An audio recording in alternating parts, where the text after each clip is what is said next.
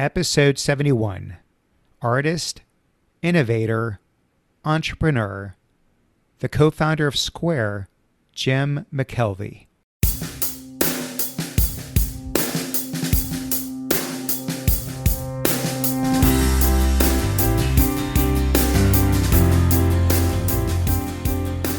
Welcome to The Art of Excellence, a show about people doing extraordinary things in their lives.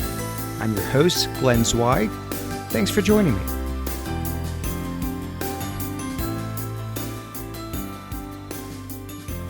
My guest today is Jim McKelvey. Jim is a serial entrepreneur, inventor, philanthropist, and artist.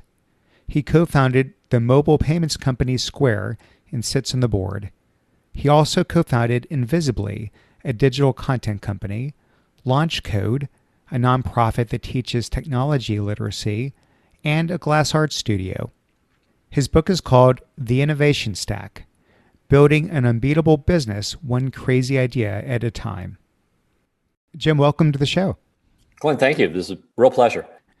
So first of all, you hunkered down in the Bay Area, or you? St. Louis, Missouri. St. Louis, which is where you grew up, right? Yep, born and raised. Yeah. So is this just a bunker during the pandemic, or have you made a permanent move back there? We've been living here for the last 10 years. And we left San Francisco right after my son was born. And my wife liked St. Louis, so we moved back. We may choose someplace else, but it's the hometown. Yeah. So when you were, growing up in St. Louis, a world away from Silicon Valley, if you will, what did you think you wanted to be when you grew up? Did you know that tech entrepreneurship was in your future? I had no idea. As a matter of fact, I graduated from college without having a job lined up. I went into college without having a career path chosen. I started my first company without knowing what I wanted to do. Like I've never really, and still to this day, sort of wander around and knock things over because I don't think I have a plan for when I grow up. And that maybe that's a little bit of the artist in you coming out. Yeah, artists, irresponsibility. I don't know. There are a bunch of labels you could stick on it. The fact is, I've not had a clear plan. And it turns out that I think because of that, I've become way more comfortable with uncertainty than normal people have. And maybe that has been a benefit when I go into these areas where the direction is not known and can't be. Well, were you competitive? Like, did you play a lot of sports? Did you like to win a lot, or were you more of a laid back? I was competitive on the debate team. Okay. I mean, if you look at my body, like I'm not gonna do too well on the football field. I'm competitive, but it turns out I'm not argumentative. So I got a lot of my yayas out in high school debate. I was state debate champion and did a lot of arguing, and then realized that I really just genuinely didn't like arguing. Why were you so good at it? I can talk fast and I listen really well. It turns out that the reason we were able to win most of our debates is that I could read the body language and the nuances of the people judging really well. And you'd watch the other team, because it turns out the way high school debate works is two sides argue, and then a person or a panel of people sitting in the room make a subjective judgment. And what I noticed was that it didn't actually matter if you won the argument on a technical level. If you won the argument in the mind of the person you were being judged by, that was what counted. And it turns out those are two totally separate deals. I discovered this actually very early in my sort of debate career as a high school student. We had all our material stolen. All the stuff that should have allowed us to win the debates were literally all our research. You're talking about a year's worth of research was taken from my coach's car. So we were left, without anything, and we still went on to win because the only thing we could do was to try to persuade the people at the back of the room, and we had no evidence, we had no support, we had nothing to work with. And that was this sort of foundational moment for me because, and my God, I've never told anybody this. This is the first time ever. I should pay you to be a psychotherapist because I'd repress this memory. Holy crap, you're good, man. I got to send you $50. Well, Jim, reading people, my day job is I'm a leadership advisor, right? Yeah. And I'll tell you right now, I mean, I'm talking top of the house, right? Most exceptional leaders are really good at it. It's a part of having high emotional intelligence, is knowing how to read people, knowing how to interpret what they're thinking and how they feel. And that's a pretty hard skill. And maybe it just was intuitive to you. I don't know that. And remember that, we're talking about reading people in a very specific context. Mm-hmm. So in a high school debate, there's a person sitting in the back of the room who's probably doesn't want to be there. Their buddy probably asked him to do him a favor and judge a couple of rounds or something like that. It's very, very easy to read those people because they're not trying to mask anything. Mm-hmm. I'll give you a counterexample. When I interview people, I can never tell if people are lying to me. People lie to me and get away with it all the time. I'm not one of these people who says, "Oh, I know you're lying." Like, I can't tell. But if somebody is sort of reacting poorly in a neutral manner, in other words, in a situation where they don't have to pretend to like something, I can read that pretty well. And it's just a question of looking for it. It's not even some great skill. It's just I know to look for those signals, which are obvious if you look for them. So, Jim, you lost your mother in 1989. Yeah. I lost my mother in 1989. Oh, really? I did not. No. Yeah, same year. Cancer. Yeah, mine was suicide. I'm sorry. Yeah, me too, man. Sorry. Do you have any sense as to how her death maybe impacted you, long term, reshaped your priorities in life? The big thing about Mom's death, there were two things that happened. One was that I was doing three things at the time Mom died. I was working for IBM. I had a company manufacturing CD storage cabinets. And then I was blowing glass. So I was doing these three activities. And I was doing okay at each one of them, but none of them were that successful. In other words, I was not a great IBM employee. I was not a great entrepreneur. I was not a great artist. And I realized when my mom died that she had never seen her son do well in anything, like just really be great at anything. And I thought, well, that's no way to live your life. So I stopped everything I was doing. Actually, I quit all three activities and just focused solely on one thing, which was to start a new company and really be good at that, which actually turned into a disaster that did not work the way I envisioned it. But Mom's death was the driver for that. The second thing that happened when Mom died was that I recognized that most of my life I had been in this incredibly protected little bubble, growing up in a suburb of St. Louis with a family that had effectively no trouble. My brother and I have never even had a cavity. It was one of these sort of perfect suburban existences where I was so protected from the problems of the world that I didn't recognize when a problem like depression hit my family that it was even a real thing. Like, I just didn't have the receptors for understanding that. And so that set me on this path of basically seeking out pain and seeking out people who were out of favor. And so I moved to a really dangerous part of the city, started my own crazy company, started hanging out with, people in AIDS clinics. AIDS at the time was raging, and, that was a disaster.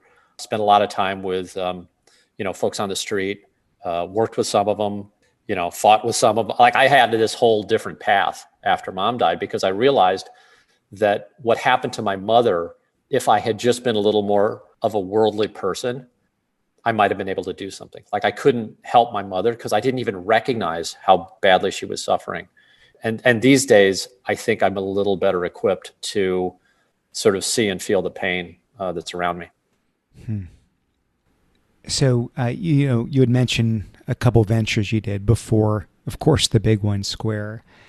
And I love, from the outside looking in at people's life journeys, seeing these threads of serendipity in their lives. And, we all have them. And, maybe one of those for you was this young teenage kid, this intern who worked for you one summer by the name of Jack Dorsey. So how did the two of you get connected?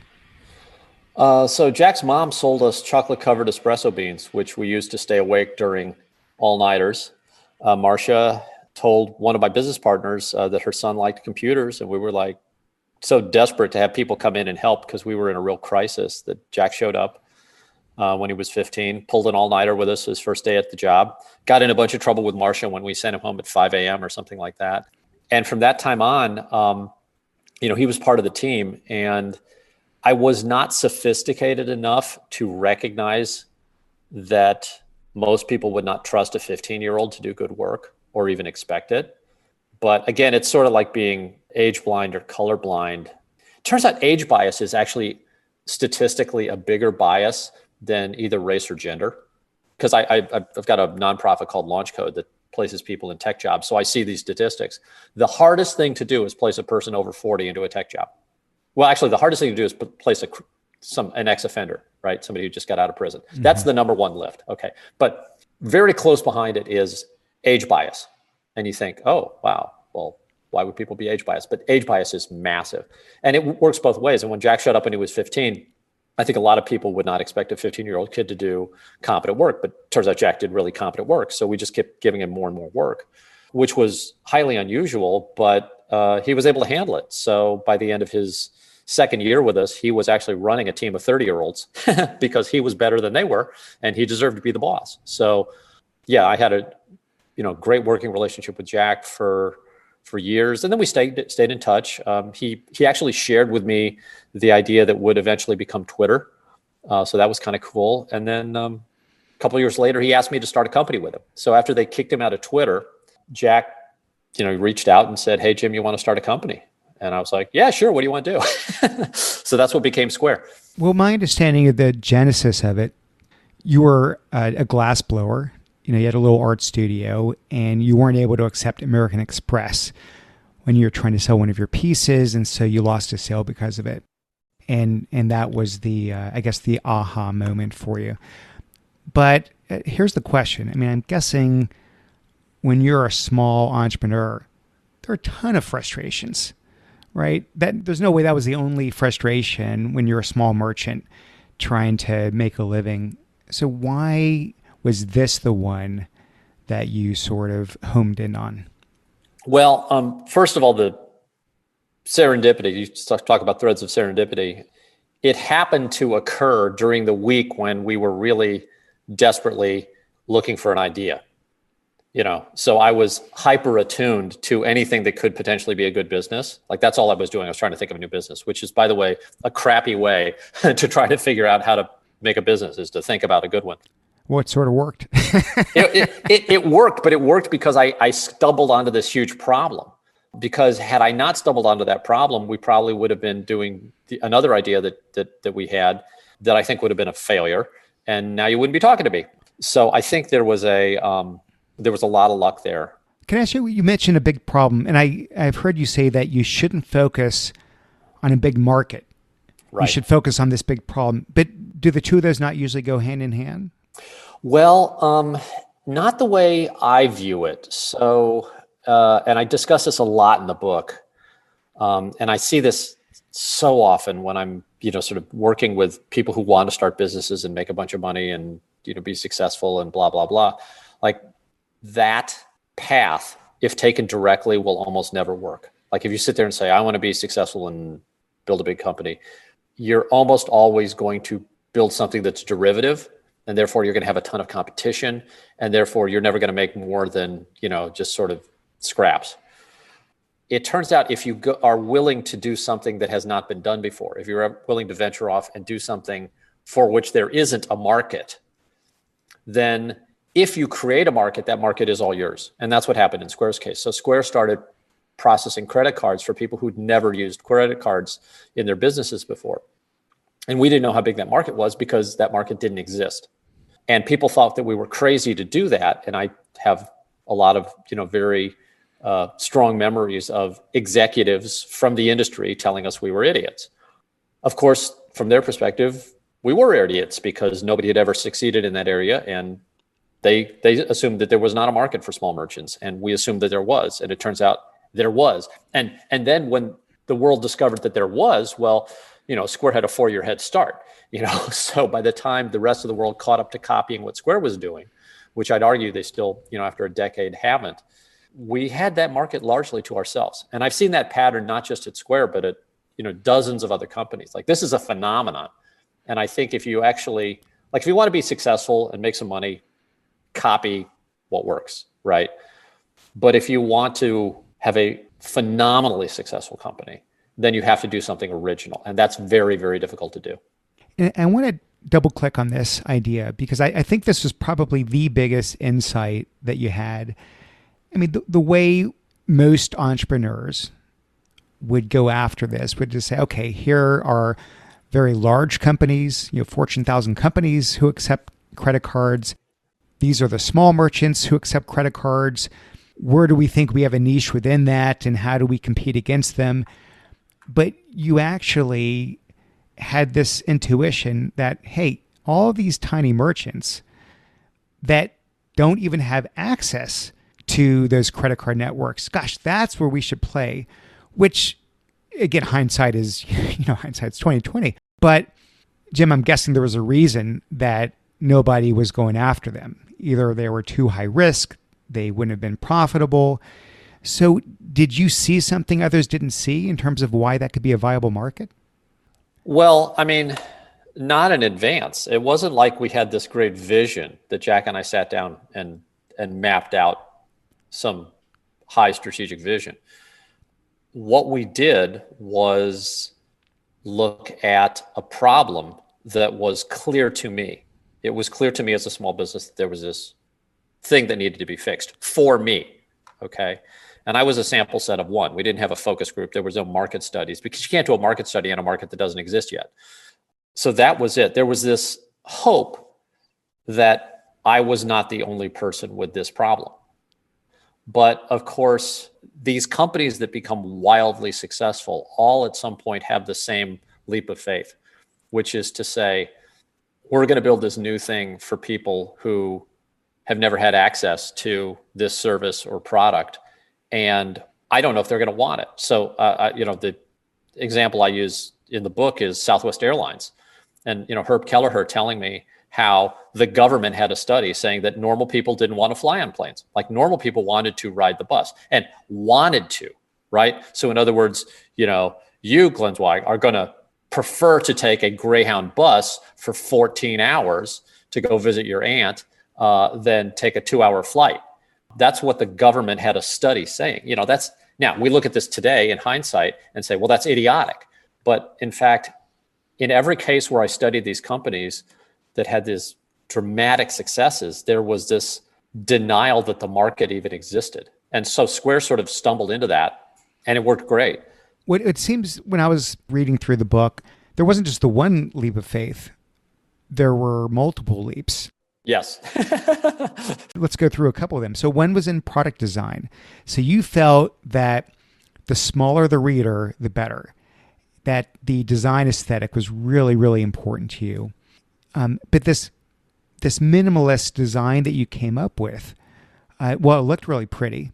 It was so flimsy that it only worked 4 out of 5 times if you're a merchant and you're trying to swipe a card. Yep. So you essentially went for cool over ease of use, if you will. Yes. Which, could have easily killed the company because here are these tiny merchants that are heavily reliant on this reader processing their transactions so they can collect their money.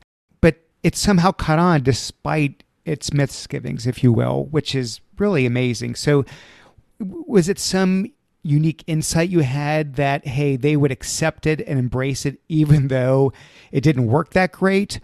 Or was this a little bit of the glassblower inside you, if you will, not willing to compromise on design because it was that important? No, it was the high school debater in me reading The Judge.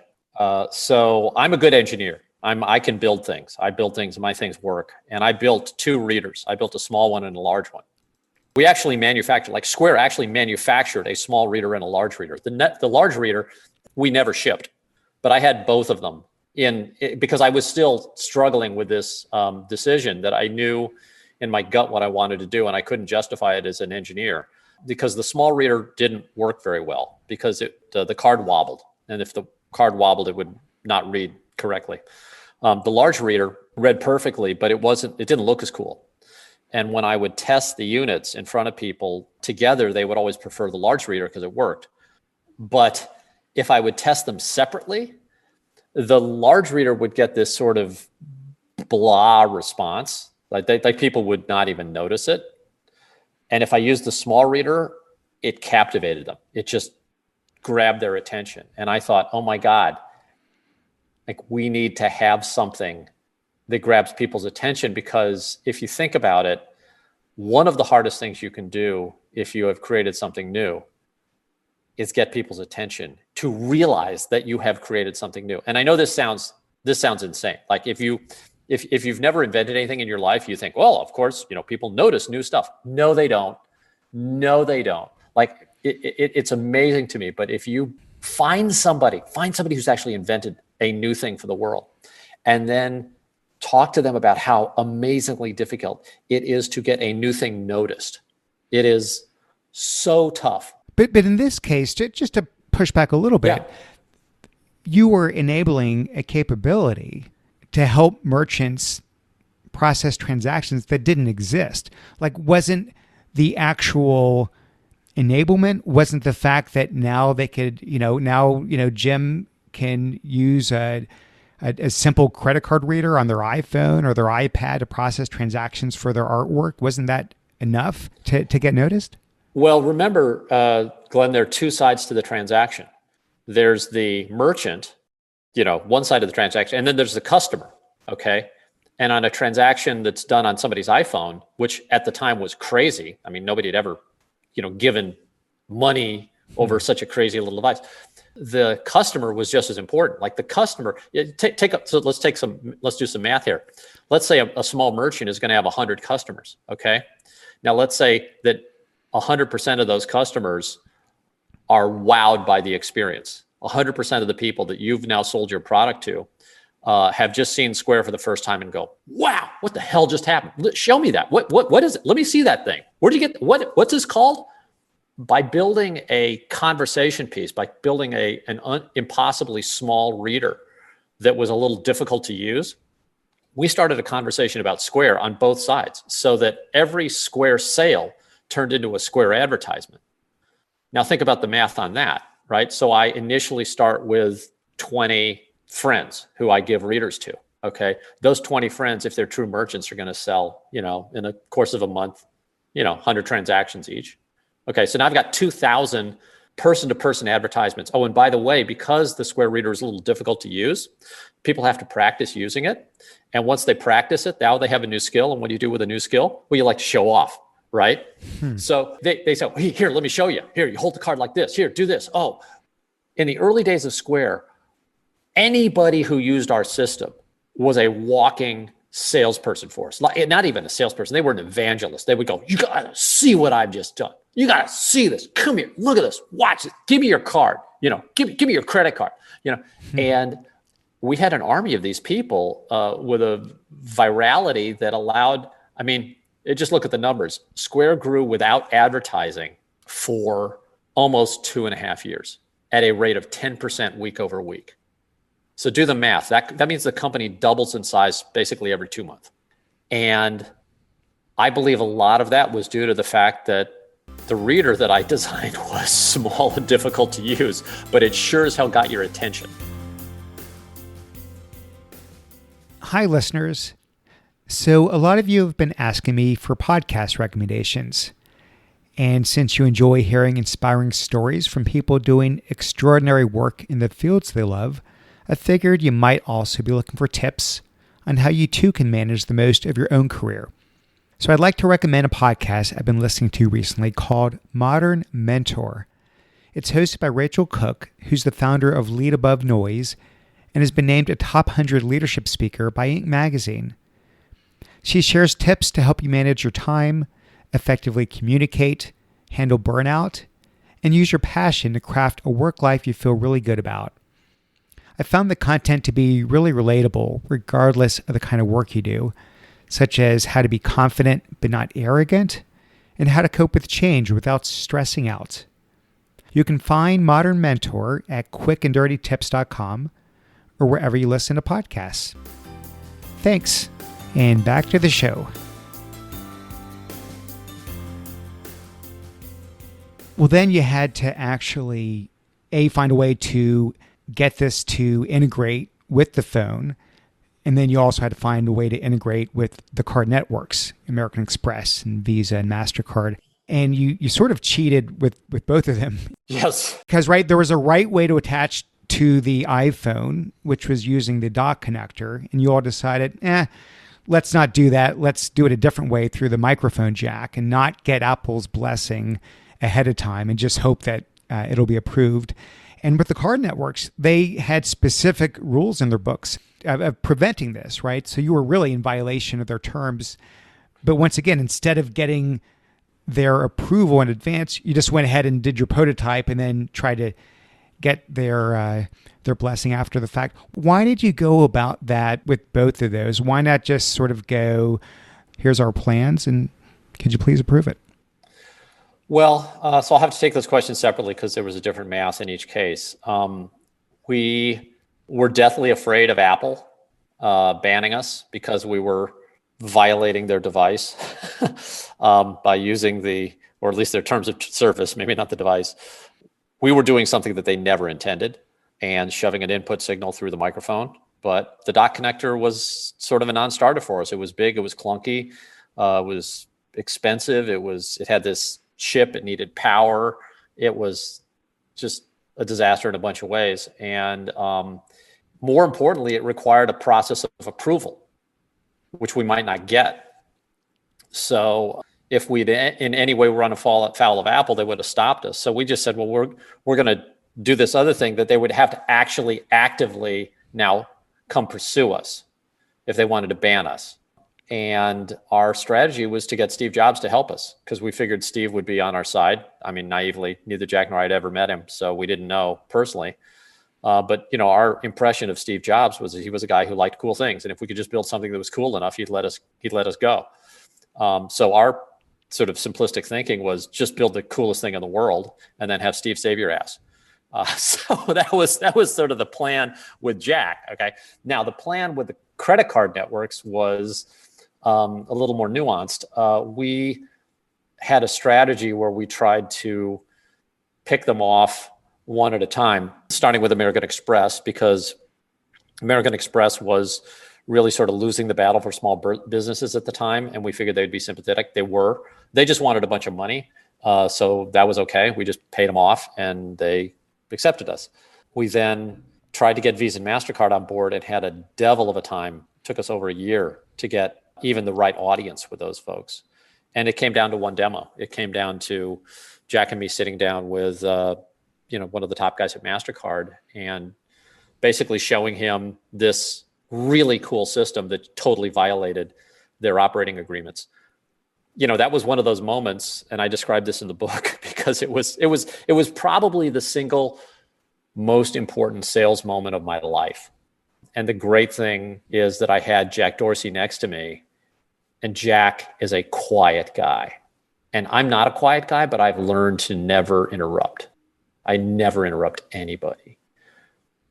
And so when we finished the demo, this guy, Ed, turned to us, Ed McLaughlin, he had a MasterCard's division, and he said, "You realize what you did just violates our terms of service?" And I said, "Yes, sir, we do." And nobody spoke for like 20 seconds. And Jack, if Jack had said anything or I'd said anything, it probably would have blown the whole thing up. But he thought about it for the time he needed to think about it. We'd just done this incredibly cool demo. And he said, "Okay, I guess we had to change our terms of service." And he just walked out of the room. And that was it. That was the moment that Square, I think, came to life, because before that moment, we had no access to Visa or MasterCard. And after that moment, both Visa and MasterCard came along, and then we were in business. And what do you think convinced him? We had the coolest thing in the world. Like the demo that we'd done. So Jack and I, this was a year and a half 13 months into the company. It's about the time when that demo happened. By that time, we'd done this demo 300 times. We were so good at it. The software was awesome. The hardware was beautiful. Everything worked great. Like it was the coolest thing he'd ever seen. It was cool, but I assume once again that there was a reason they didn't want to touch these small merchants. Well, but that reason was a reason that had been, codified 25 years earlier, and was now irrelevant. Like it was like saying we're never going to allow, women in the military branches. That used to be a thing. Like if you're a woman, you couldn't join the army. Well, now you can join the army. It's like you write these laws and you think they're going to be these immutable things. They're not. I mean, Ed was smart enough to know that MasterCard, like all companies, has to keep up with the times. And he was carrying a smartphone. He was carrying all the stuff he needed in his pocket to use Square. He just couldn't do it. And we showed him this way that was this way forward. And he was smart enough to realize, hey, we got to get on board. And if we hadn't broken all those rules and had just had some, sort of stupid PowerPoint deck, I don't think it would have worked. We had a working system. We had a completely working system. We had underwriting and engineering and tech support. We had every piece working. We just needed this one little bit of permission, and he got it for us. But the fact that we were sitting there ready to go was something that was not just innovative but refined. I mean, he couldn't resist that. Elon Musk used to take people for rides in the early Tesla prototypes. And his trick was, he would ask them to change the radio. And the second they'd lean forward to grab the button, he'd hit the gas and pin them to the back of their seats for, 3 seconds. And that was his demo, and like, how could you not love a car like that? I mean, so we set up a demo to convince the person we had to convince. And yeah, I could have gone the other way and Square wouldn't be here, but we got it. So you guys are off to the races. And I think about 4 years after the official launch, Amazon came out and launched a competitive product. And as I understand it, it worked better. It costs less, the processing fees, that is. The hardware worked better. The hardware worked better, and the fees are less. And of course, you have Amazon's incredible reach, the marketing muscle, everything behind it. Yep. And, if you're just looking at this from the outside in, I mean, they should have crushed you. They should have crushed us. Yes. And what's interesting is you didn't try to counterattack. You didn't try to defend the company in any way. You just sort of did nothing other than business as usual. Yep. Right. And you guys somehow prevailed because Amazon eventually discontinued its product, which is just an incredible story. Very few companies would live to tell the tale.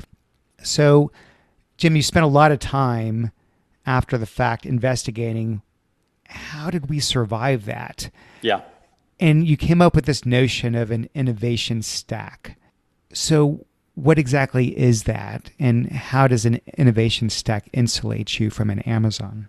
Sure. So you're exactly right. I had this very, very weird form of survivor's guilt, which is to say no startup in our position had ever survived an attack by Amazon, or should Square have. I mean, like, statistically, we should have been dead.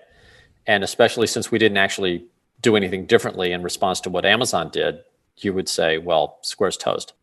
And when we survived, I couldn't explain it. I could not explain it. I mean, I was happy it worked, but I felt like somebody who'd been, thrown out of an airplane at 30,000 feet without a parachute and, walked away from the fall. And it's like, what the hell happened? So what I first did was I had to find other examples of companies that had been in similar situations. And it took me 3 years to finally see the pattern. And it turns out that this happens, not all the time, but it happens enough that there are hundreds of historical examples of what happened to Square happening to other companies. And so I noticed a couple of things. Okay. There are patterns I describe in the book about, the markets that these companies serve. And typically the pattern is they serve markets that don't exist previously. Okay. Secondly, they have all been founded by people who know nothing about the industry that they're innovating in. So biggest airline in the United States, founded by a lawyer. Biggest bank in the world, founded by a guy who, was a produce vendor. On and on and on. These were people who had no expertise. So I was like, okay, well, if you don't have expertise and this this pattern keeps repeating. Like, what the hell is protecting these companies? Like, what's the process? Like, what's going on here? And then I saw it, and I was like, oh my God, they're all following this pattern. And I called it an innovation stack. And look, it's not terribly profound. I'll tell your listeners exactly what it is. And that is, if you put yourself in a situation where you are prevented from copying and unable to do what everybody else is doing, then what happens is a different set of behaviors, which we, go into all the stuff in the book, but basically you're now living in a totally different world.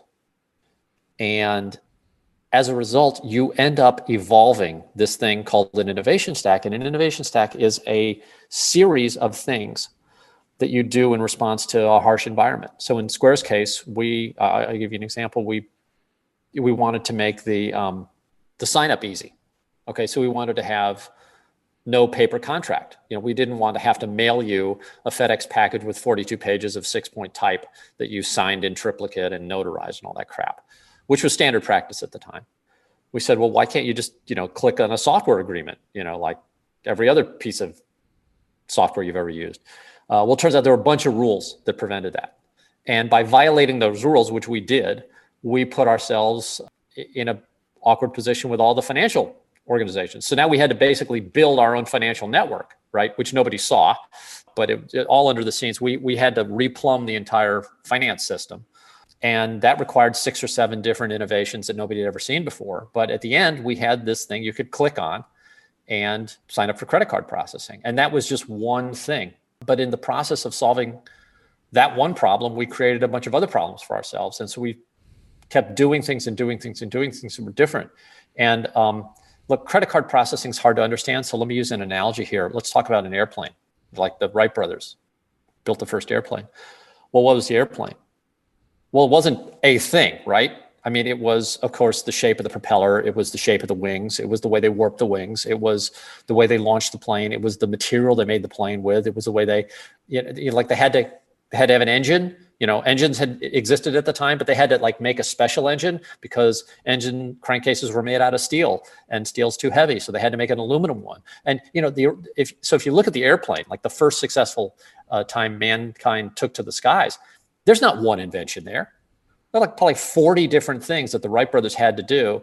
And that's an innovation stack. And that's the same pattern I saw at Southwest Airlines, the same pattern I saw at IKEA, the same pattern I saw at, Tesla. And the greater number of innovations in that stack, the harder it is for another company to replicate. Yes. So if all of a sudden you show up like you're Amazon and you say, we're going to copy Square and put them out of business, and you see 3 of the innovations which we have published, which are the way our sign up works, our pricing, and this little reader. And you say, oh, great. Well, we can build a better reader because, we'll make it bigger than McKelvey did so that the card doesn't wobble, right? So they're gonna do that thing. They're gonna undercut our price, which they always do because they're Amazon. And then they're going to add customer service, which at the time they had live support and we didn't. And they just expect to win. But what they don't see is that we're doing 12 other things under the surface that we're not doing them because we want to be innovative. We're not doing them, to be cool or anything. We're doing them because we have to do these things. These are absolutely 100% necessary. And Amazon doesn't know that, right? They don't, you only know that if you essentially evolve your own innovation stack, which they didn't take the time to do. They were just trying to copy what we were doing, and it didn't work. I want to talk about the people part of the equation. And you mentioned that oftentimes these entrepreneurs come from outside the industry. And beyond just you and Jack not coming out of the payments industry, for several years, I think you specifically didn't hire anyone from the payments industry. So you wanted the whole team coming from the outside. And I'm assuming to some degree this is because they'll think outside the box. They won't do things just the way it's been done in the past. And I'm sort of wondering if that might partially explain why big companies often fail at innovation. That, they tend to rely so much on the people with that deep domain expertise in-house, but ironically, maybe that industry knowledge is exactly what impedes success. Part of that knowledge, part of that expertise is knowing what doesn't work. And the problem with knowing what doesn't work is that line is always moving. So it might have been impossible for a company like Square to exist in 2005, because in 2005, we didn't have the iPhone. It might have been impossible for a company like Southwest Airlines to exist, in the 1950s, because the economics then were different than in the 1970s. It might have been impossible, so if you look at the history of these companies and the value of expertise, the problem is that expertise is always gathered in the past. That's how we get expertise. You become an expert doing something because you've done it in the past. And it's not to sort of denigrate expertise, because I have deep respect for people who are experts in what they do, but you also, as an expert, have to recognize that the world continues to move, and that what was impossible yesterday may not be impossible today. And at Square, we made a big mistake, because we actually did hire a guy who was a consultant, top level executive at MasterCard, who was advising us on all the stuff that was impossible. And he kept telling her, you can't do that. You can't do that. You can't do that. And we finally fired his ass, because it was like, well, this guy's just so rooted to the past that he's going to hold us down. And after that, we never wanted anyone from the industry to join us until way later. Here's the thing about expertise. All right. You can only be an expert at something that humanity knows how to do. Okay. So I'm a pilot right now. I'm a commercial pilot. I can fly planes. I can take your money and fly you around, right? I have a license for that, right? But I got that license because I've been trained by a system that evolved way back to the Wright brothers. Now, the Wright brothers, the first people who flew airplanes, were not qualified to fly those airplanes. They couldn't be qualified. You can't be qualified to do something the first time in human history. So if you look at the span of human accomplishment, the first time something is done, it is always done by somebody who is not qualified. So think about this in your own life. At some point, now this is not going to happen this week. Okay. It's not going to happen probably this year. Who knows? It may happen, 4 or 5 times in your life. But at those moments, you're going to run up against the edge of what mankind has learned how to do. You're bumbling along, you're doing your thing, and all of a sudden you're going to need something or want something, and you're going to find that, wait a second, nobody on the planet has figured this out, right? I can't YouTube the solution. I can't hire an expert. Like, there's just nobody's done it. And most people, when they reach that edge, go, whoa, I'm not qualified to do it, because your whole life you've been trained to not do something if you're not qualified. Like, if you're not prepared, like, you'd be stupid today to get in an airplane and fly, because we can train you to be a pilot. If you want to be a pilot, Glenn, I got a big fat book for you to read and 40 hours of ground school, and then we're going to take you up and we're going to do stalls. Actually, I do have my pilot's license, but it's been 20 years, so you don't want to be in the passenger seat. No, but I mean, okay, so it's a perfect analogy. So you know the deal, right? And you're a qualified pilot, or you were, and you could get requalified. But the point is, that's not an option if you're doing it for the first time. And yet we still have this very rational part of our brain that says, step away, don't do it because you're not qualified. And what I'm telling the readers and your listeners is, there's a time in your life when that voice is wrong. And it's wrong when nobody has solved the problem. There is this powerful set of tools that works in a really magical way that allows you to solve problems that have never been solved before. And yet it's a set of tools that we never talk about, partially because we don't even have a word for it. Like, there's no word in English for somebody who's doing this in business. There's no word for a person who is building a business and not copying. Because the word entrepreneur, which used to mean that, now means anybody who's starting a business. Like, you're an entrepreneur if you open up a coffee shop, or if you're a physician, if you're an attorney, right? Yeah. And you're hanging your own shingle. I get you. Yeah, it's very different.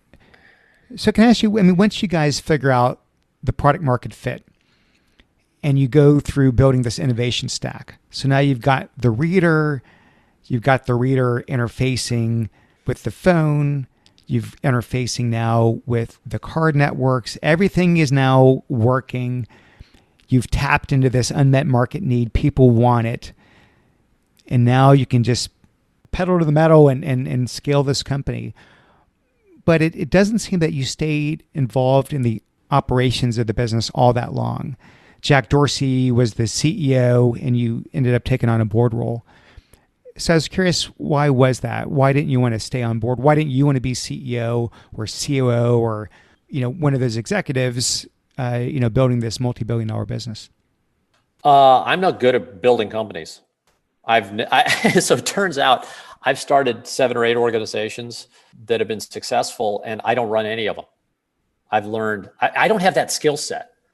Once things become routine, once things become process, and look, there's a lot of value in making the process efficient and getting, the next 5% of yield out of your material and all that other very disciplined thinking. I'm not good at it.